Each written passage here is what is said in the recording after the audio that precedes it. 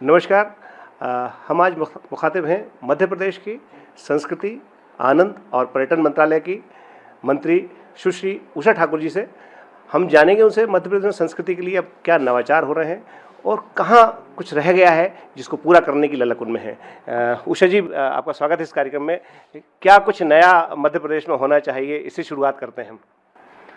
देखिए, संस्कृति और अध्यात्म ये दोनों ही आनंद के आधार हैं और आनंद की रीढ़ भी हैं। मध्य प्रदेश अपने नवाचारों के लिए कटिबद्ध है। हमारा विभाग पूरी सामर्थ्य के साथ हर क्षेत्र में नवाचार के लिए तत्पर खड़ा हुआ है। अभी जो एक नई संकल्पना आई है, home stay, rural stay, agro stay, क्योंकि कोरोना की विभीषिका ने मनुष्य को ये समझा दिया कि भौतिकता से दग्ध मानवता प्रकृति के सानिध्य में ही सुख शांति पाएगी। लोगों का रुझान बहुत बढ़ रहा है और हम कुल अभी 100 गांव हमने चुने, जिनमें से लगभग 65 गांवों में हमारा काम प्रारंभ होके पूर्णता की ओर हो गया है और लोगों ने वहाँ ठहरना भी प्रारंभ किया है। इससे 2 फायदे होते हैं। एक तो गांव में कम पूंजी के रोजगार खड़े हो रहे हैं। आत्मनिर्भर भारत के निर्माण में भी हमारा ये संकल्पना बहुत अधिक भूमिका अपनी सक्रियता से निभा रही है। और वहाँ व्यक्ति मौलिकता के साथ उन घरों में रहता है। उसे चूल्हे की बनी रोटियाँ, सिलबट्टे पे पिसी चटनी का जो सौंधा भोजन, जो मौलिक भोजन का स्वाद भारत के रग रग में समाहित था, वो फिर से हम लोगों को श्रेष्ठ स्वास्थ्य और भारतीय संस्कृति के प्रचार प्रसार के साथ पुनः उसके साथ जोड़ रहे हैं। घर की बेल पे चढ़ी लौकी और गिलकी की सब्जी। जी जी जैविक सब्जियों का वो कर रहे हैं हम कि बलवर है, लौकी है, गिलकी है, करेला है। और उसका आनंद भी अनूठा होता है। और आपको बहुत जाकर इनके आश्चर्य और खुशी दोनों होगा कि जब हमारी महानगरी बहनें जब आके उन होम स्टेज में ठहरती हैं तो वो माता बहनों से कहती, लाइए हम भी चूल्हे में रोटी बना के देखेंगे और हम खुद लौकी तोड़ के लाएं, हम उसको काटें, बनाएं। उसकी अनुभूति और उसका आनंद अनूठा है। बहन जी, मध्य प्रदेश की संस्कृति का आधार देखेंगे तो उसमें नर्मदा एक बड़ा आधार है, जिसमें धार्मिक मान्यता भी है, सांस्कृतिक मान्यता भी है और पर्यटक मान्यता भी है। सारी चीज़ें और आनंद तो है ही है उसमें। और हमारे यहाँ परंपरा रही है नर्मदा के परिक्रमा की। नर्मदा की परिक्रमा को कैसे आप जनमानस तक, आम जनमानस तक पहुँचाएंगी, उसके लिए क्या प्रबंध हो सकते हैं? इस पर कुछ कार्य योजना है क्या? देखिए, नर्मदा तो मध्य प्रदेश की जीवन रेखा है और नर्मदा की यात्रा के लिए आपको जानकर आश्चर्य होगा कि लाखों लाख लोग प्रति वर्ष माँ नर्मदा की यात्रा करते हैं। ये वो जीवट वाले लोग हैं जिनमें पैदल चलने की सामर्थ्य है और जो हर स्थिति में जिनकी आध्यात्मिक दृढ़ता है कि हमें करना ही है, वो करते हैं। पर हमारा विभाग कुछ ऐसे लोगों के लिए भी व्यवस्था कर रहा है जो इतना नहीं चल सकते, तो हम उनके लिए पैकेज वाहन भी उपलब्ध करा रहे हैं कि वो संपूर्ण नर्मदा जी की यात्रा उनको रुकते रुकते घाटों पर आरती कराते, पूजा पाठ कराते, जितने आध्यात्मिक केंद्र आ रहे वहाँ पर वो ध्यान करे, साधना करे और इस यात्रा को पूर्ण करे। ऐसी भी व्यवस्था विभाग कर रहा है। एक 2 बड़े प्रोजेक्ट आपके यहाँ भोपाल में हैं, जिसमें एक आज़ाद हिंद रेडियो और दूसरा शौर्य स्मारक। जिस उद्देश्य को लेकर इनका गठन हुआ था वो उसमें शायद अभी पूरे नहीं हो पा रहा है। बीच में कोरोना काल भी आ गया था, इसके कारण शायद कुछ दिक्कतें आई होंगी, लेकिन जिससे लोग शौर्य के प्रति, वैभव के प्रति आकर्षित हों, युवा पीढ़ी जो फौज है, ख़ासतौर से हमारी भारतीय फौज, उसकी बात मैं करूँगा, तो उसके लिए क्या ऐसा हो सकता है कि जिससे लोगों का रुझान उस तरफ बढ़े, युवाओं का खासतौर से? देखिए, आज़ाद हिंद रेडियो ने अपनी बहुत महत्वपूर्ण भूमिका निभाई है और वो क्रांतिकारियों की कथा, कहानियाँ, देशभक्ति गीत जो मौलिकता लिए हुए फिल्मी गीतों से हट करके उनकी प्रस्तुति निरंतर, आपको प्रसन्नता होगी कि कोरोना के काल में सब कुछ वर्चुअल था, तो आज़ाद हिंद रेडियो ने अमृत महोत्सव को निरंतर मनाने में बहुत बड़ी भूमिका निभाई है और वो हर क्षण ही कोशिश करता है कि आने वाली पीढ़ी में शौर्य और वीरता का संचार हो और वो भी अपने देश की सेवा को समर्पित हों। रही शौर्य स्मारक की बात, तो हम भी प्रचार प्रसार कर रहे हैं, हम आपसे भी आग्रह करते हैं कि जब भी कोई भोपाल आए तो शौर्य स्मारक को प्रणाम करने अवश्य आए। ये उन वीर सेनानियों का स्मारक है जिन्होंने देश की सीमाओं की रक्षा करते हुए अपने बलिदान दिए थे, और उनके प्रति कृतज्ञता व्यक्त करना इस अमृत महोत्सव में तो हम सबकी नैतिक और राष्ट्रीय जिम्मेदारी है। प्रदेश के युवा फौज में भर्ती होने के लिए तत्पर हो उठें, इसके लिए हम लगातार प्रचार प्रसार कर रहे हैं। भूतपूर्व सैनिक परिषद के साथ मिलकर हम विद्यालयों में जाकर बच्चों के साथ बातचीत भी करते हैं और फौज में भर्ती होने के लिए उन्हें प्रेरित करते हैं कि अगर ना हम देश के काम आए, धरा क्या कहेगी, गगन क्या कहेगा।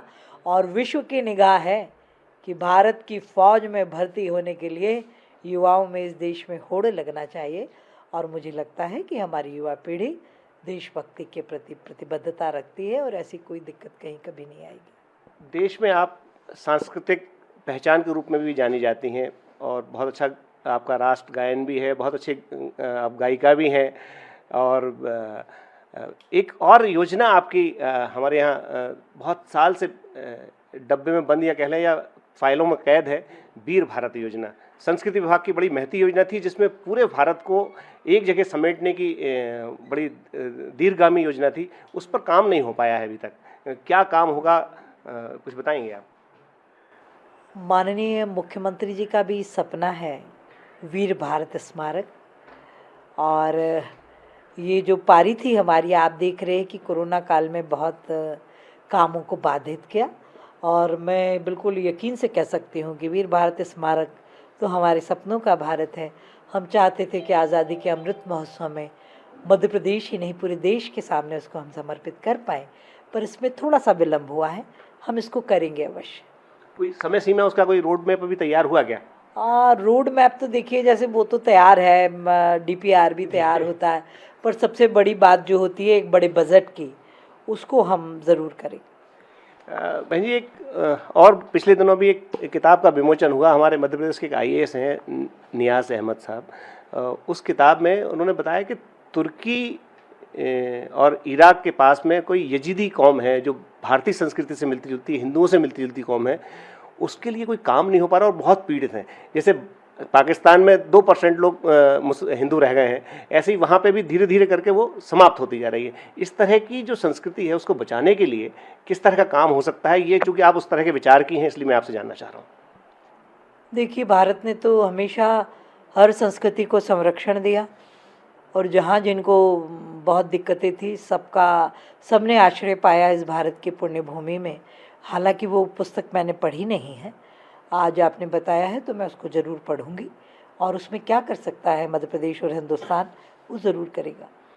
एक बात और अभी चल रही है, चूँकि संस्कृति से जुड़ी बात है, हिजाब पूरी दुनिया का में चर्चा का विषय हो गया है। कर्नाटक में हिंसा तक हो गई है, यूपी के चुनाव में उसकी चर्चा हो गई है, मध्य प्रदेश में भी कई गावे बगाए कुछ जगह चर्चा हुई है, कुछ आपके माननीय विधायक सदस्यों ने भी कहीं कहीं बातचीत की है इस बारे में। आपके क्या विचार हैं, क्या होना चाहिए भारतीय संस्कृति में ताकि समरसता का भाव भी बना रहे और राष्ट्रवाद भी बना रहे? मेरी प्रार्थना तो सबसे इतनी है कि संविधान इस राष्ट्र की आत्मा है। हर व्यक्ति को संवैधानिक दायित्वों के प्रति सजग रहना चाहिए और अक्षरशः उनका पालन करना चाहिए। वेशभूषा जो भी है, शैक्षणिक संस्थाओं में, कामकाज के स्थलों पर जो वहाँ की वेशभूषा तय की गई है उसी वेशभूषा में जाना चाहिए। हमारी व्यक्तिगत पसंद हमारे घरों में, हमारे पूजा स्थलों पर हो सकती है, पर उसको हर स्थान पर इस तरीके से जिद करना, ये तो उथली और घटिया राजनीतिक मानसिकता का ही प्रतीक है। बहन जी, आपके बारे में जो मुझे जानकारी है कि आप संकल्पित होती हैं और जो संकल्प ले लेती हैं उसको पूरा करके ही अपना विराम करती हैं। संस्कृति विभाग में या पर्यटन में या अध्यात्म में, आनंद विभाग के लिए कोई ऐसा संकल्प आपका है जो आप अपने इस कार्यकाल में पूरा करेंगी? देखिए, विभाग का संकल्प किसी एक व्यक्ति का नहीं हो सकता, ये विभाग संपूर्ण मध्य प्रदेश का है।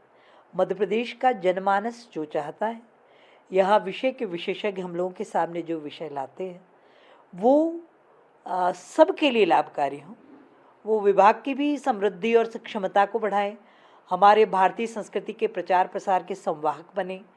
अध्यात्म तो भारतीय संस्कृति की रीढ़ है और इन सब का प्रचार प्रसार, इनका विस्तार और जन जन तक इनको बीच में आपको रोक रहा हूँ क्योंकि पहली बार मध्य प्रदेश में ऐसा हुआ है कि विचार के अनुरूप विभाग मिला है किसी को, इसलिए मैंने ये बात पूछी।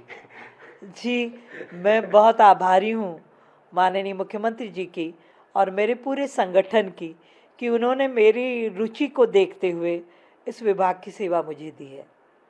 बहन जी, मध्य प्रदेश का जो संस्कृति विभाग है देश भर के कलाकारों का पोषण करता है, खूब सारे पुरस्कार भी दे रखे हैं।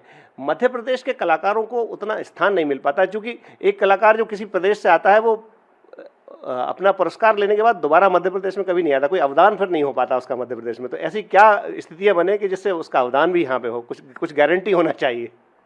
नहीं, देखिए, कोई सम्मान किसी समझौते का आदि नहीं हो सकता। सम्मान उनकी कला, उनकी प्रतिभा को किया जाता है और कला जो होती है वो सीमाओं में बंध भी नहीं सकती कि प्रदेश, देश या विश्व का भी कोई श्रेष्ठ कलाकार हो तो उसको भी बुला के सम्मानित किया जाता है। तो इसको इस दायरे में छोटे में तो नहीं बांध सकते, पर ऐसा नहीं है, मध्य प्रदेश के कलाकारों को भी सम्मानित किया ही जाता है। और अभी तो आप देखेंगे इस बार तो कई विधाओं में मध्य प्रदेश के कलाकार सम्मानित हुए हैं। बहुत बहुत धन्यवाद आपका। कलाओं को सीमा में नहीं बांधा जा सकता, लेकिन कला का सम्मान बहुत ज़रूरी है। कैमरामैन फैज़ान के साथ विनोद तिवारी, ईटीवी भारत, मध्य प्रदेश।